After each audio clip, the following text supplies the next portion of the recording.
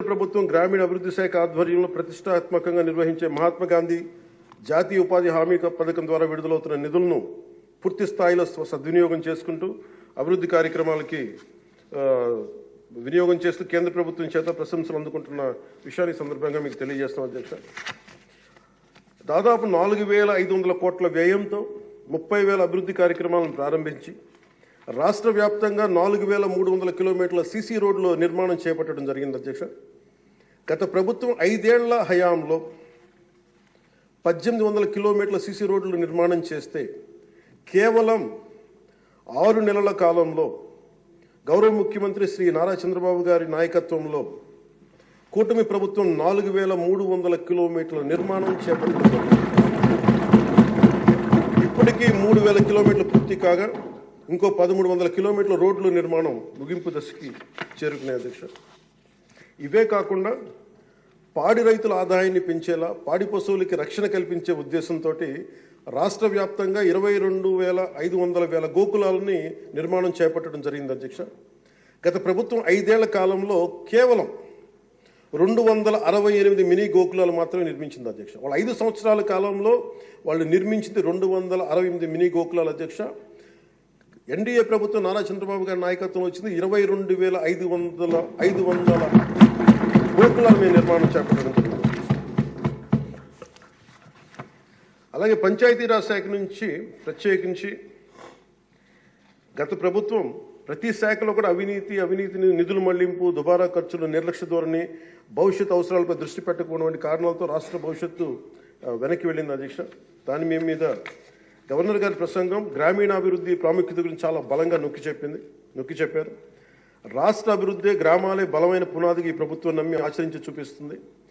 గ్రామ సభల నిర్వహణ ఉపాధి హామీ పనులు గ్రామీణ మౌలిక వనరుల అభివృద్ధి తాగునీటి సరఫరా పారిశుద్ధ్య సౌకర్యాల ఒక ఉద్యమంగా పల్లి పండుగని ముందుకు తీసుకెళ్తున్నాం అధ్యక్ష.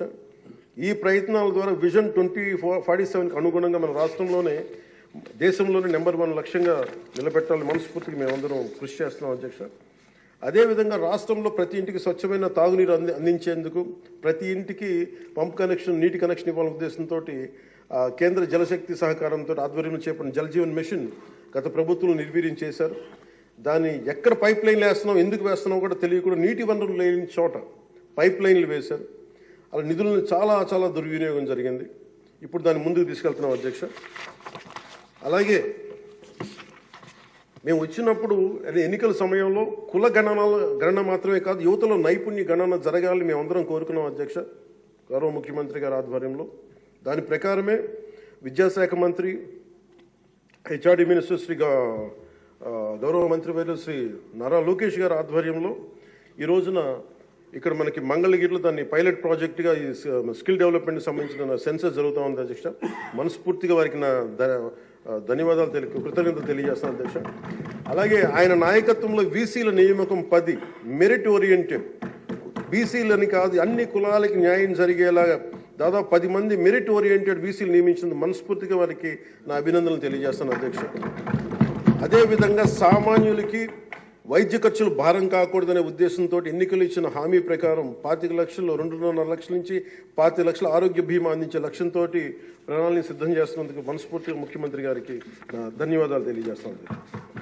ఇందులో భాగంగా గత ప్రభుత్వం 1,000 రూపాయలు పెన్షన్ పెంచడానికి 5 ఏళ్ల సమయం తీసుకుంటే కూటమి ప్రభుత్వం అధికారంలో వచ్చిన నెల రోజుల్లోనే గౌరవ ముఖ్యమంత్రి శ్రీ నారా చంద్రబాబు నాయుడు గారి నాయకత్వంలో 1,000 రూపాయలు పెన్షన్ పెంచి ప్రభుత్వ యంత్రాంగంలోనే 1వ తేదీనే పెన్షన్ల పంపిణీ కార్యక్రమాన్ని చాలా దిగ్విజయంగా పూర్తి చేయగలుగుతుంది.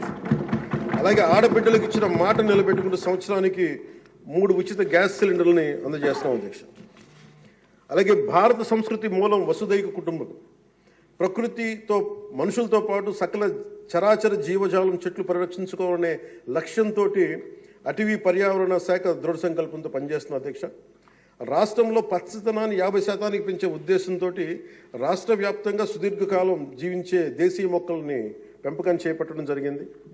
అలాగే ప్రత్యేక దృష్టి మనకి మన్యం పార్వతీపురం చిత్తూరు జిల్లాలో కూడా అటవీ ఏనుగుల నుండి రైతులు తరచుగా ఎదుర్కొంటున్న సమస్యలను పరిష్కరించేందుకు కర్ణాటక రాష్ట్ర ప్రభుత్వంతో కూడా forest minister Shri Karnataka forest minister Eshwar Khandre గారికి కూడా నేను వెళ్ళి కలవడం జరిగింది అధ్యక్ష.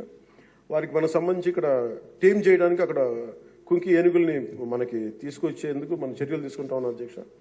ఈరోజు నిన్న రాత్రి ముఖ్యంగా చిత్తూరు మన అన్నమయ్య జిల్లాలో జరిగింది. చాలా బాధ కలిగిన తర్వాత 3 చనిపోయారు. దీనికి ప్రత్యేకంగా ఇప్పుడే సమీక్ష నిర్వహించి వస్తున్నాను అధ్యక్ష. ఇది మీ ద్వారా ప్రజలందరికీ కూడా తెలియజేయాలనుకుంటుంది ఏంటంటే, కొన్ని ప్రత్యేకమైన ఈ దేవాలయాలు కానీ కొన్ని అటవీ దాని కింద ఉన్నాయి అటవీ భూభాగంలో నిన్న జరిగిన ఇన్సిడెంట్ అధ్యక్ష, అది రెగ్యులర్ రూట్ వాళ్ళు వాడలేదు అధ్యక్ష.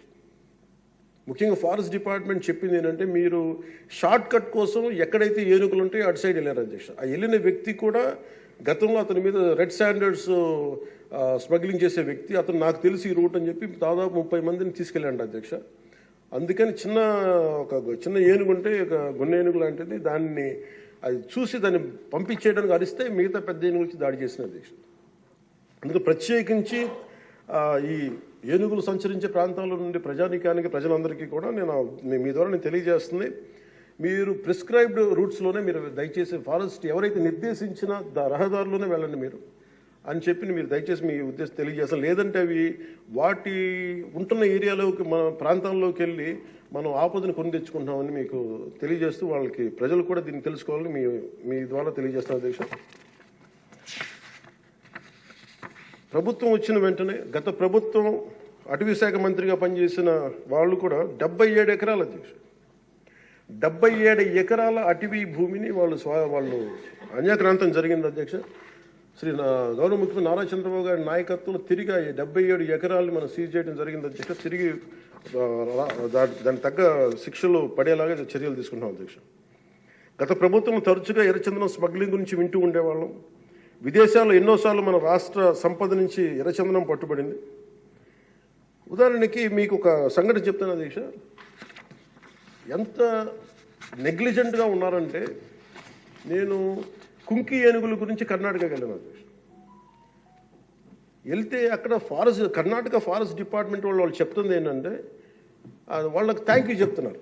థ్యాంక్ యూ అని మాకు మీ వల్ల 165 కోట్ల ఆదాయం వచ్చిందని చెప్తున్నారు మీ ఆంధ్రప్రదేశ్ వల్ల. నాకు అర్థం కాలేదు ఏంటి సార్ అంటే, మనకి పచ్చని మన ఎర్రచందనం చెట్లు కొట్టేసి కర్ణాటకకి వెళ్ళిపోయి అక్కడ కర్ణాటక ఫారెస్ట్ డిపార్ట్మెంట్ వాళ్ళు పట్టుకొని దాన్ని వాళ్ళు స్వాధీనం చేసుకొని 2 విడతలుగా ఒకసారి 100 కోట్లు ఇంకోసారి 25 కోట్లు మన ఎర్రచందనాన్ని స్వాధీనం చేసుకొని వాళ్ళు ట్రెజరీలోకి జమ అయింది అధ్యక్ష. మన ఫారెస్ట్ డిపార్ట్మెంట్ అధికారులు కూడా తెలియదు అధ్యక్ష. ఇంకా ఆయన అటవీ శాఖ మంత్రి గురించి చెప్పకలే, 77 ఎకరాలు స్వాధీనం చేసుకున్నారు కాబట్టి అనేకనంతం జరిగిపోయింది, ఆయన పట్టించుకునే మైండ్లో లేడండి.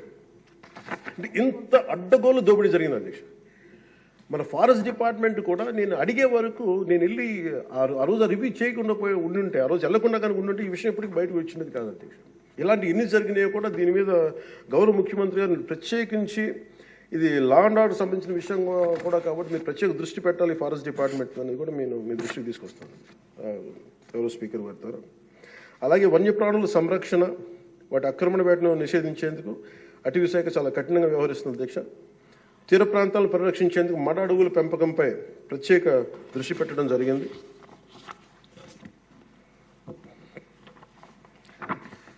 గౌరవ ముఖ్యమంత్రి గారికి దాదాపు ఒక 2 నెలల క్రితం వారి దృష్టికి వెళ్ళిన అధ్యక్ష, వారి దృష్టికి కొన్ని విషయాలు తీసుకొచ్చాను.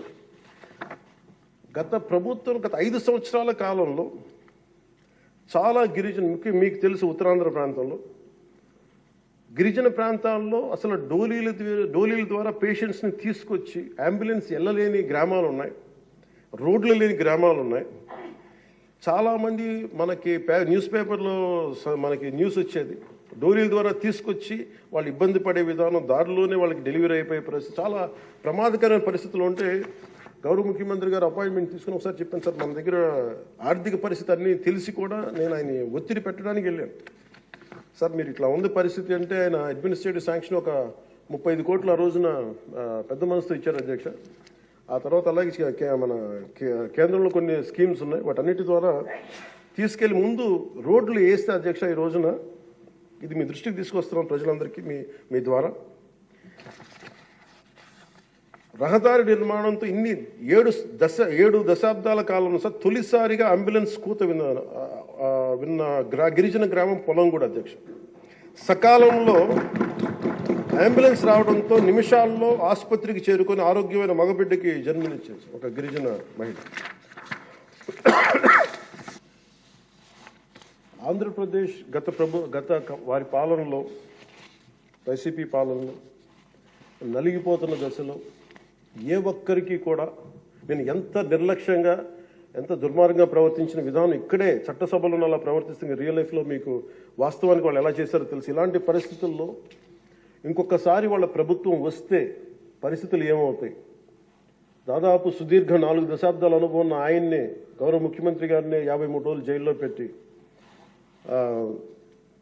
యువ నాయకులు, ఐటీ మంత్రివర్యులు వారు నారా లోకేష్ గారిని కూడా జైల్లో పెట్టడానికి ఇబ్బందులు పెట్టి ప్రయత్నాల్లో మనకి అచ్చెన్నాయుడు గారు, గౌరవ మంత్రి అచ్చెన్నాయుడు గారిని ఇబ్బంది పెట్టిన విధానం ఇక్కడ మొదటి మీరు వచ్చినప్పుడు ఎంతమంది ఇబ్బంది పడ్డారు అంటే మొత్తం దాదాపు 90% హౌస్ చేతులు ఎత్తారు అధ్యక్ష ఆ రోజున.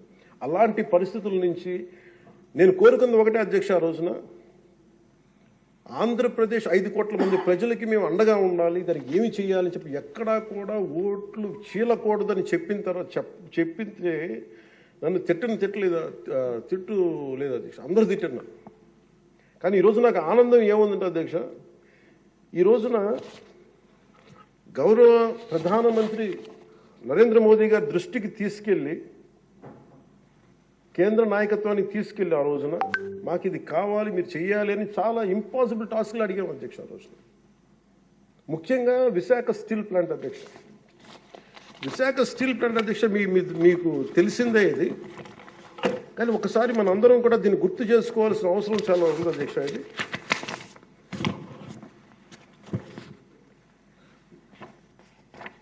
1966 అక్టోబర్లో విశాఖ ఉక్కు ఆంధ్రుల హక్కు అనే నినాదంతో రాష్ట్ర వ్యాప్తంగా ఉద్యమం మొదలైంది. దాదాపు ఉద్యమంలోకి విద్యార్థులు పూర్తి స్థాయిలో వచ్చారు. 1966 నవంబర్ 1వ తేదీన రాష్ట్ర వ్యాప్తంగా నిరసనలు చేపట్టారు. ఈ మాటలు మీకు చెప్పి సెలవు తీసుకున్న అధ్యక్ష, ముఖ్యమంత్రి శ్రీ చంద్రబాబు నాయుడు గారి సలహాలు సూచనలతో మేమందరం ముందుకెళ్తున్నాం అధ్యక్ష. అదేవిధంగా ఎన్ని ఆర్థిక ఇబ్బందులు ఉన్నప్పటికీ ఎన్నికల్లో ఇచ్చిన హామీలని చిత్తశుద్ధిగా చేసేలాగా నిరూపించుకుని మనకు పూర్తి చేసేలాగా ఒక్కొక్క అడుగు వేస్తూ రాష్ట్ర ప్రభుత్వం పనిచేస్తూ ఉంది. అయితే 5 ఏళ్ల కాలం పాటు అభివృద్ధికి దూరమైన రాష్ట్రాన్ని ఎలాగైనా సరే గాడిలో పెట్టాలి, యువతకు ఉపాధి అవకాశాలు కల్పించాలి, ప్రజలకి కనీసం మౌలిక సదుపాయాలు కల్పించాలి, రైతు కన్నీరు పెట్టిన రాష్ట్రంగా ఆంధ్రప్రదేశ్ను తీర్చిదిద్దాలి, రాష్ట్రంలో శాంతి భద్రతలు పరిరక్షించాలి, 2047 నాటికి స్వర్ణాంధ్రప్రదేశ్ సాధించి వికసిత్ భారత్లో $2 ట్రిలియన్ ఎకానమీగా అవతరించి కీలక పాత్ర పోషించాలని ఆకాంక్షిస్తూ ఈ రాష్ట్రం అడుగులు వేస్తున్న అధ్యక్ష.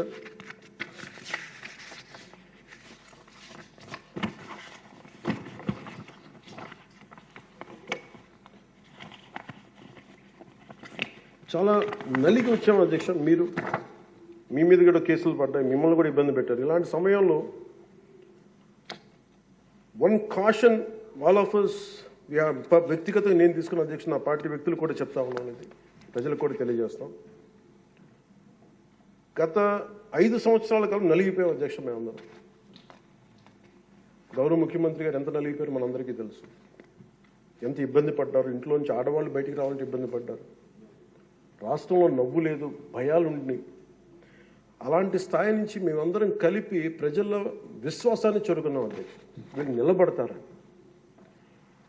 ఒక మనందరం తీసుకోవాల్సిన మా అందరికీ కూడా నేను పదే నాకు చెప్పుకుంటాను అధ్యక్ష. అది సంకీర్ణ ప్రభుత్వాలు చాలా ఛాలెంజింగ్ అధ్యక్ష. ఒక పార్టీ అయితే ఇబ్బంది లేదు, కానీ మన అదృష్టమో ఏదో దురదృష్టమో తెలియదు, కానీ సంకీర్ణ ప్రభుత్వం వచ్చింది మనది.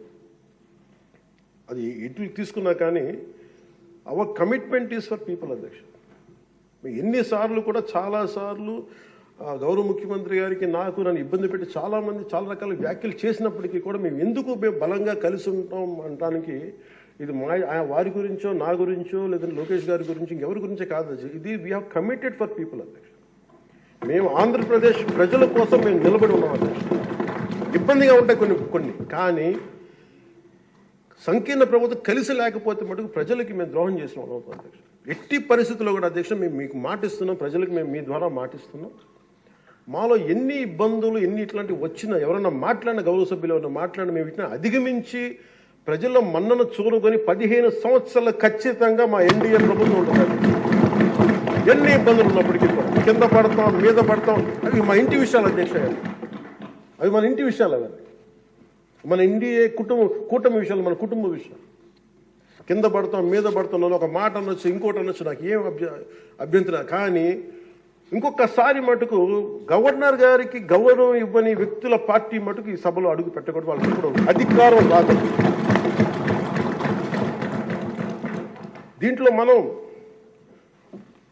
ప్రజాస్వామ్యం కేవలం ఎన్నికల విజయాలతో పరిపూర్ణం కాదు అధ్యక్ష. మంచి పరిపాలన అందించాలంటే జవాబుదారీతనంతో కూడిన చర్చలు అవసరం అధ్యక్ష. ప్రతిపక్షం అనేది లేదు. నేను చెప్పాను మాకంటే ఒక సీట్ వచ్చినా మీరు ప్రతిపక్షంలో కూర్చున్నారు కానీ నేను సంతోషంగా ఉంటానంటే పాపం లేదు. మీ ప్రజలు మీకు ఇవ్వలేదు అవకాశం లేదు. మాకు దామాషా పద్ధతి ప్రకారం పర్సంటేజ్ ప్రకారమే మాకు ఓట్లు మాకు ప్రతిపక్షం కావాలంటే they should go to Germany అధ్యక్ష. అక్కడ ప్రాసెస్ ఉంది, అక్కడ ఫెసిలిటీ ఉంది, అక్కడ సౌలభ్యం ఉంది. మీరందరూ తలా కాంట్రిబ్యూషన్ చేసిన సభ్యులందరూ వాళ్ళకి కూర్చొని ఫ్లైట్ టికెట్ వేసి పంపిస్తాం అధ్యక్ష. అంటే ఇక్కడ మనకున్న అంటే మనం సరదాగా మాట్లాడుకున్న మనకున్న బాధ్యత మనమే అధికార పార్టీ, మనమే మన గౌరవ ముఖ్యమంత్రి గారు చెప్పారు అధ్యక్ష, మనమే ప్రతిపక్షంగా కూడా ప్రవర్తించాలని. అంటే నిర్మాణాత్మక ప్రతిపక్షంగా యాజ్ ఎ కాన్షియస్ కీపర్గా.